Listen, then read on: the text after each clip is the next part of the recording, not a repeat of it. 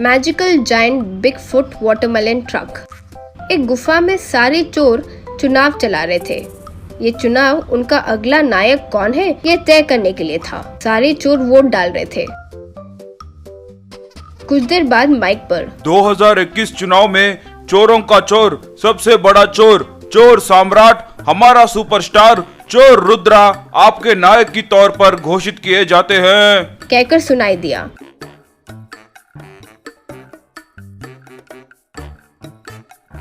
मेरे प्रिय चोर, आपके नायक के लिए मुझे चुनने के लिए बहुत बहुत शुक्रिया कहकर रुद्र शपथ लेना शुरू किया। मैं रुद्र चोरी करने के लिए, डकैती करने के लिए, अपना काम करने के लिए, मेरी जान देने के लिए भी तैयार हूँ। मैं आप सब की कसम ले रहा हूँ। तब सब लोग तालियां मारने लगे। उस रात सारे चोर एक घर गए और बिना किसी को नजर आए वहाँ से सोना, पैसे सब चुरा लिए। हर दिन ऐसे ही किसी न किसी के घर जाकर चोरी करते थे। जंगल में सड़क से जाने वाले ट्रक में से राशन और सामान भी चुराने लगते थे। गांव वाले ये चोरी को बर्दाश्त नहीं कर पा रहे थे और पुलिस को कंप्लेन किए। देखिए, हम भी कई सालों से इन्हें ढूंढ रहे हैं। इस बार जो चोरी कर रहे हैं वे बड़े होशियारी से कर रहे हैं, लेकिन उन्हें किसी तरह हम जरूर पकड़ेंगे, हमारा यकीन मानिए। उसी गांव में भुजंगा नाम का किसान तरबूज उगाकर बेचता था। खेत के पास भुजंगा एक बार, आहा मेरे भगवान, इस साल तुम्हारी कृपा मेरे ऊपर बहुत अच्छी थी। अच्छा फसल उगा, ये बेचकर मेरे घर वालों के लिए अच्छे कपड़े और मकान बनवा लूंगा। यूँ सोचकर तरबूज को सारे ट्रक में डालकर शहर की तरफ निकल पड़ा। रास्ते पर रुद्र के लोग आकर उस ट्रक को रोककर, रे चुपचाप ये फसल हमें दे दो, वरना तुम्हें मारकर हम इन्हें छीन ही लेंगे। अरे पूरा साल मेहनत किया तो ये फसल हाथ में आया, चाहो तो आपको बेच देता हूँ। कृपया करके मेरी मेहनत पर पानी मत फेरिए भैया। चोर चोरी नहीं करेगा तो कैसे चलेगा, हमारा काम ही वही है कहकर लॉरी में मौजूद तरबूज सब छीन लिए। भुजंग कुछ नहीं कर सका और वो वैसे ही खड़ा रह गया। तब रुद्र आकर, तुम्हारा दुख मुझे समझ आ गया, ये लो ये तरबूज लेकर जाओ, घर जाकर फिर से फसल डाल देना, आने वाले साल और अच्छे से उगना चाहिए, समझे। यूँ कहकर वो तरबूज देकर चले गया।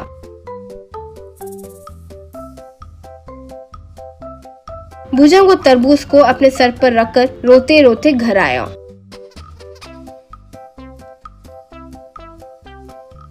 घर पर एक स्वामी जी आकर, बेटा क्या हुआ, क्या समस्या है, इतना दुखी क्यों हो। भुजंग जो हुआ वो सब बताया। सिर्फ तुम खुद को ही नहीं बल्कि तुम्हारे गांव को बचाने का भी मार्ग दिखाता हूँ। वो तरबूज यहाँ दो। भुजंग तरबूज उन्हें दिया। स्वामी जी फिर वो तरबूज को नीचे रखकर आशीर्वाद दिए।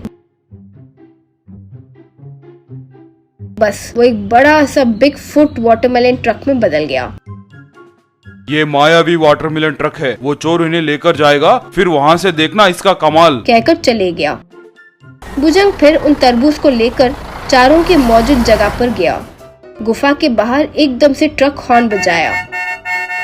उस आवाज से गुफा के अंदर सारे चोर, बाप रे बाप, क्या आवाज है ये, यूं पुकारते हुए अपने कान बंद किए। सब एक एक कर बाहर निकले। वो giant Bigfoot magical watermelon truck को देखकर दंग रह गए थे। क्या भाई, तुम्हारे पास इतना बड़ा ट्रक भी है? वैसे उसे तुम यहाँ लाकर बहुत बड़ी गलती किए, अब से ये ट्रक हमारा ही है। बस एक बार में ही वो मायावी जायंट बिगफुट वाटरमेलन ट्रक में से बड़े बड़े तरबूज आकर उन पर गिरने लगे। सारे चोर उन तरबूज की चोट को बर्दाश्त नहीं कर सके और गिर गए। इतने में पुलिस वहाँ आई और सारे चोरों को पकड़कर जेल में डाल दी। इस तरह भुजंग उस मायावी तरबूज ट्रक के द्वारा उस गांव को बचा लिया। गरीब वर्सेस अमीर का रेस्टोरेंट। गुजरात की गली में घना सेठ नाम का एक आदमी रहता था। वो करोड़ों रुपए खर्च करके एक बड़ा सा रेस्टोरेंट बनवाया। पहले दिन आए सारे लोगों को मुफ्त में बिरयानी खिलाया। हाय मेरे भाई, कमान कमान, हम जैसे अमीर लोगों के लिए ही ये रेस्टोरेंट बनाया हूँ। आइए आइए, आपके टेस्ट के प्रकार, आपके हैसियत के बराबर और कहीं नहीं मिलेगा।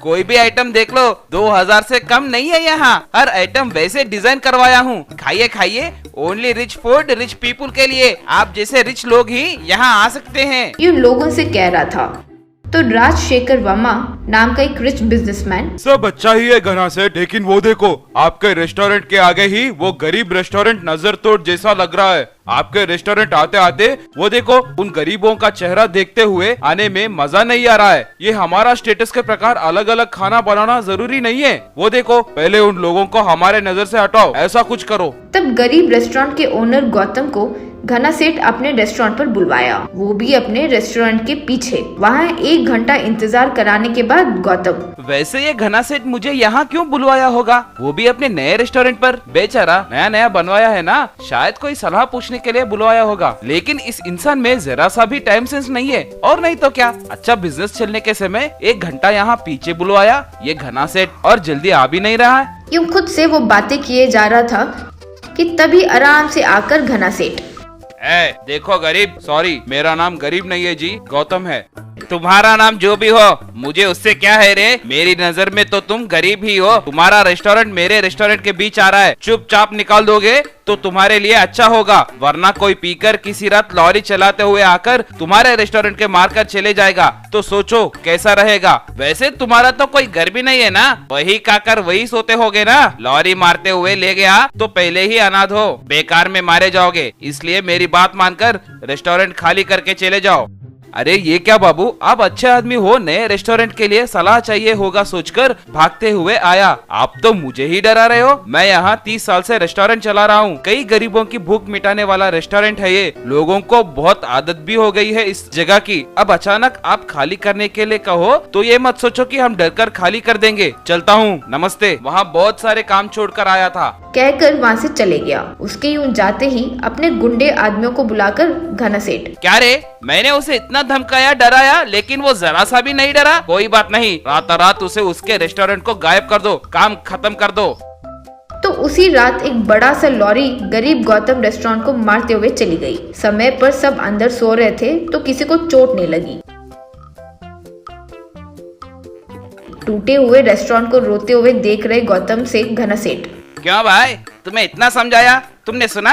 मेरी बात बिल्कुल नहीं सुने। अब क्या हुआ, रेस्टोरेंट मिट्टी में मिल गया ना। अब तो अकल ठिकाने लगाकर बचा हुआ लकड़ी का सामान प्लेट लेकर गांव छोड़कर चले जाओ। जहां जानवर और सुअर रहते हैं ना, वहां रखो रे तुम्हारा रेस्टोरेंट, जाओ, कहकर उसे वार्निंग दिया। ये बात जानकर सिटी से आए लोग गौतम गरीब रेस्टोरेंट के आगे क्यू लगाकर खड़े थे। उन्हें हंसते हुए देखकर घना सेठ, क्या रे, अब ये सारे गरीब तुम्हें सहारा देंगे क्या? ये उनका मजाक उड़ाते हुए चले गया। फिर सब लोग मिलकर टूटा हुआ रेस्टोरेंट को सिर्फ 2 घंटों में नए रेस्टोरेंट में बदल दिए।